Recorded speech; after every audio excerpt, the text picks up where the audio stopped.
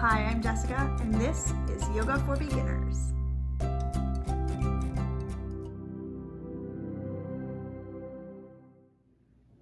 Trying to find the right yoga mat can be frustrating, time-consuming, and expensive. There are so many out there on the market. Which one are you supposed to get? What's important? Do you want one that's really expensive? Do you want one that's really cheap? Having the right mat can make your practice so nice, but having the wrong yoga mat can make it really difficult and even dangerous.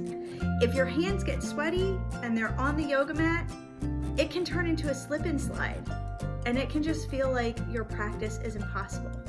So what are we supposed to do? What is the right yoga mat for beginners? Today, I'm going to review 5 different yoga mats and tell you which one I think is the best.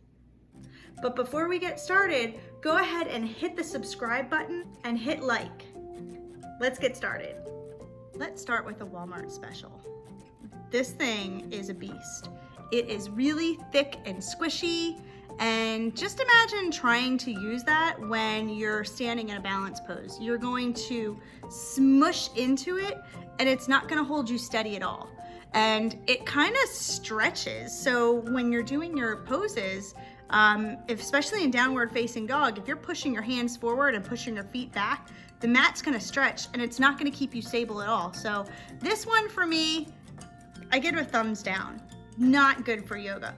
Great for doing Pilates and if you're doing ab work or anything like that, but yoga, not so much.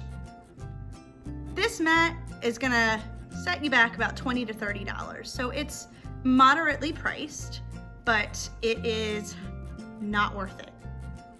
The next mat is the Gaiam mat. This is your basic PVC plastic mat. It's nicer, it's thinner than the Walmart special mat, and it doesn't squish and it doesn't stretch. So it's gonna keep you a little bit more still, but it does have a lot of slip. So what I mean is if you're in downward facing dog, and you're pressing your hands down into the mat, they're gonna slide forward, especially if you start sweating or if you get sweaty hands really easily. This is the mat that turns into the slip and slide, and you don't wanna deal with that. So this one's good for basic. If you need one in a pinch, this one's okay. This one's gonna set you back about $25. Then we've got the Manduca EKo mat. So this one is nice. It's a little bit pricier. This one is about $95. So it's a little bit pricier, but you get what you pay for. It's really nice. It is made out of natural rubber, so there's no plastic products in it that can be harmful to your skin. And it's gonna hold you a little bit more steady. It does have a little bit of slip if your hands get really slippery.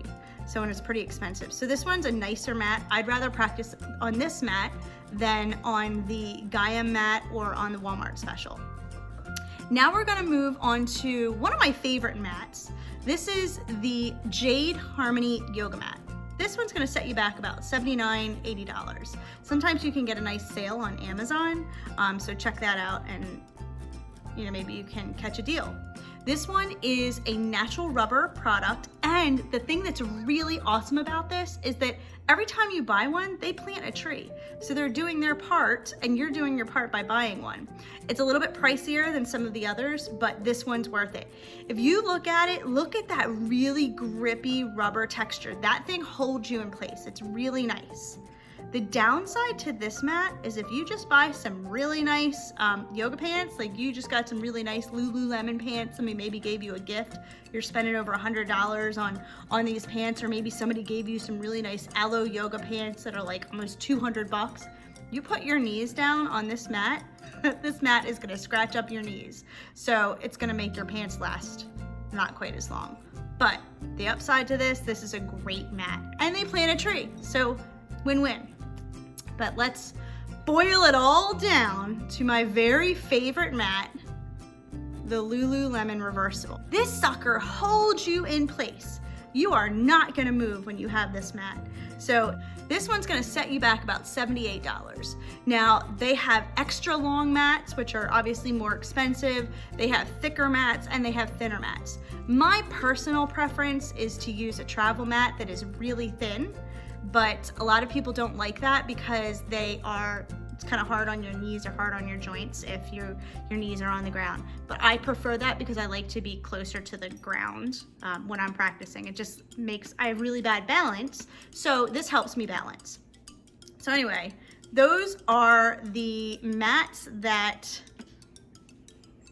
so that's your mat review. My pick is the Lululemon Reversible mat, but if that one's a little bit out of your reach or you find a good sale on the Jade Harmony Mat, go for that one too. But for my money, the Lululemon is best. Right, Zella? I think Zella agrees. There you have it. Thanks for watching. So thanks so much for watching. Namaste. Hey, I've posted a link for each of these yoga mats in the comment section so that you can take a look at them for yourself.